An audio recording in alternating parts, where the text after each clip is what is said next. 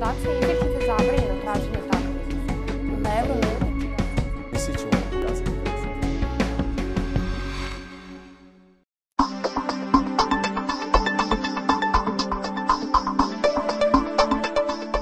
Izuzetno veliki broj u prvih nekoliko dana naših sugrađana je preuzeo formulare za prijavu za rad u kompaniji Zopas, tako da, evo, sa današnjim danom mi smo prešli cifru od 1000 onih koji su formulare preuzeli.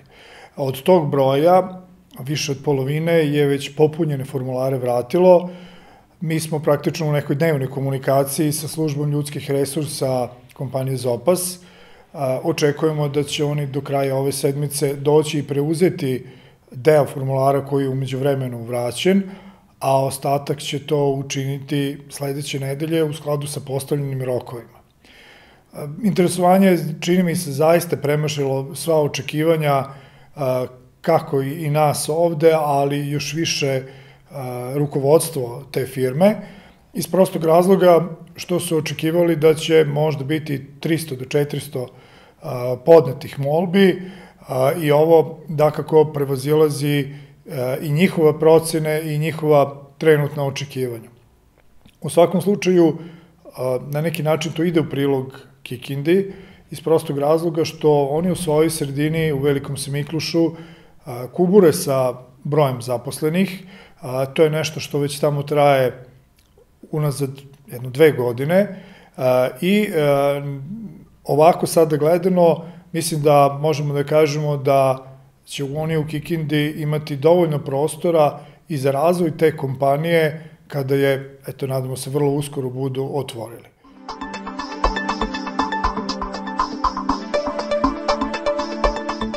Zopas grupa postoji od 1963. godine. Ona posluje bukvalno u čitavom svetu. Sedište firme je u Italiji, ali zapravo imaju fabrike na 3 kontinenta. I to uglavnom u najrazvijenijim ekonomijama sveta.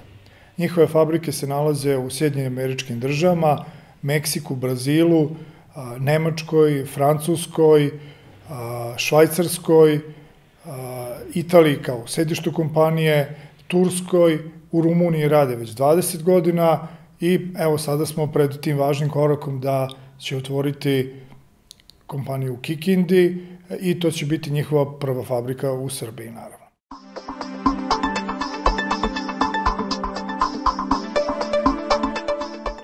Njihova proizvodnja je bazirana pre svega na izradi različitih vrsta grejača koji se nalaze u širokoj primeni od kućinskih aparata, bele tehnike, pa do vozova, medicinske opreme, opreme za prehrambenu industriju, autoindustriji se nalaze takođe i sve do neke svemirske tehnologije, jer čak i tu vrstu proizvodnog programa imaju u svojoj ponudi.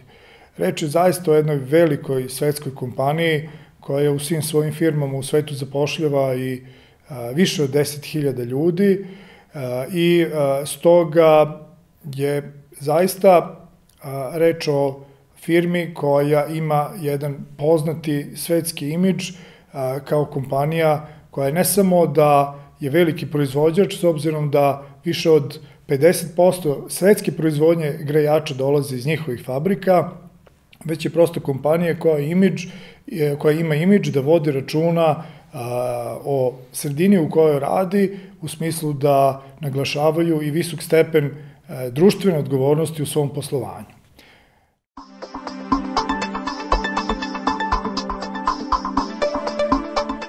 Kada je reč o odabiru radnika, praktično u ovoj situaciji opština Kikinda je njihova logistika i mi smo bukvalno sve naše kapacitete stavili u službu logistike da oni otvore kompaniju ovde kod nas.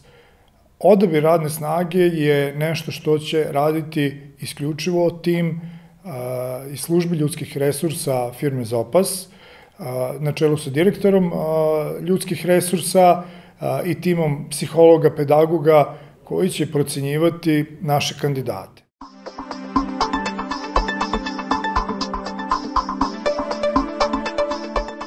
Za proteklih nešto više od godinu dana, od kada je granični prelaz Nakovo Lunga trajno otvoren, pokazalo se da je u potpunosti on opravdao sva očekivanja, jer za razliku od druga dva istovremeno otvorena granična prelaza, ovim pravcem je državnu među prešlo više od 142.000 putnika za godinu dana.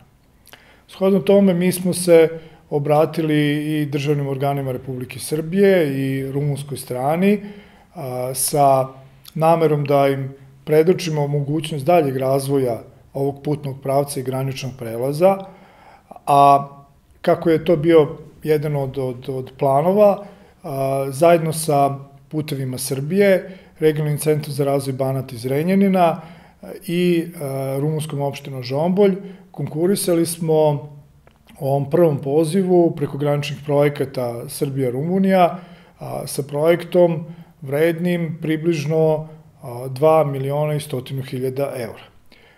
To znači da ukoliko projekt bude odobren, na našoj strani će biti izvršeni radovi i rekonstrukcije vredne negde oko 1.200.000 eura, dok ostatak od 900.000 eura je planiran za radove u Rumuniji. Vrlo konkretno, ovde kod nas će na graničnom prelazu biti urađeni nedostajući sadržaji, što podrazumeva nadkrivanje čitavog prostora, postavljanje video nadzora, dodatnih rampi, kontrolnih kabina i proširenje koje će omogućiti da izmenom sporazuma tu da se obraćaju kamioni i autobusi. U onom delu koji se odnosi na Puteve Srbije biće urađena delimična rekonstrukcija državnog puta koji od Kikinde vodi ka državnoj granici i biće izgrađena biciklistička staza od Kikinde do same državne granice.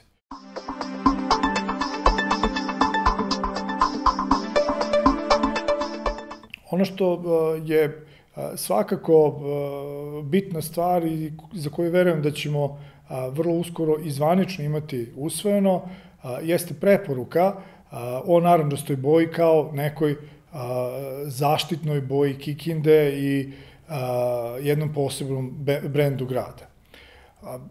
To prosto, neki će reći da možda nije trenutak da se takvo idejno rešenje nameće sportskim klubovima da menjaju dresove, međutim, poštujući uslove u kojima živimo, to sigurno neće biti imperativno da to mora sad i odmah, nego prosto kada ekipe budu zanavljale svoje garniture dresova, da onda krenu sa jednom novom garniturom koja će biti narandžaste boje. Takođe, mislim da bi bilo od izuzetne važnosti da našu najstariju manifestaciju, po kojoj smo jedinstveni ne samo u Republici Srbiji, nego u ovom delu Evrope, zaštitimo makar kod našeg Zavoda za zaštitu intelektualne svojine. Naime, polako se pojavljuju slične manifestacije i bilo bi prava šteta da jedan kikinski brend zaštiti pre nas i da mi prosto dođemo u poziciju da moramo da menjamo naziv nečega što je autohtono i što je naše, što je grupa vizionara pre više od 3 decenije pokrenula na ovom našem prostoru. Sigurno je da u tom brendiranju, u nekim svojim posebnim segmentima, osim narandžaste boje kao simbola Ludeje, mesto i moraju i treba da nađu i segmenti kao što je kikinski mamut i sova ušara i stoga će se priča naravno razvijati dalje u tom pravcu. Opština Kikinda je, kao što je to poznato, napravila jedan ustupak Artesi i zajedno sa muzejskom suvenirnicom otvorila jedan jedinstven prostor na trgu gde mali proizvođači, zanatlije, mogu da prodaju upravo svoje rukotvorine i određene suvenire sa brendom grada, priključivši tome naravno i ovu muzejsku suvenirnicu. Nije nam cilj da ostanemo samo na tome. Cilj je prosto da se formira jedan infocentar u koji će se zarad bolje promocije Kikinde u celosti i svih njenih aspekata sakupljati sve informacije koja će biti neka vrsta servisa kako gostima Kikinde, tako i našim sugrađanima, gde će na jednom mestu moći da dobiju informacije o svim zbivanjima iz oblasti sporta, kulture i društvenog života, pa do onih servisnih koje će se dešavati tokom jedne nedelje.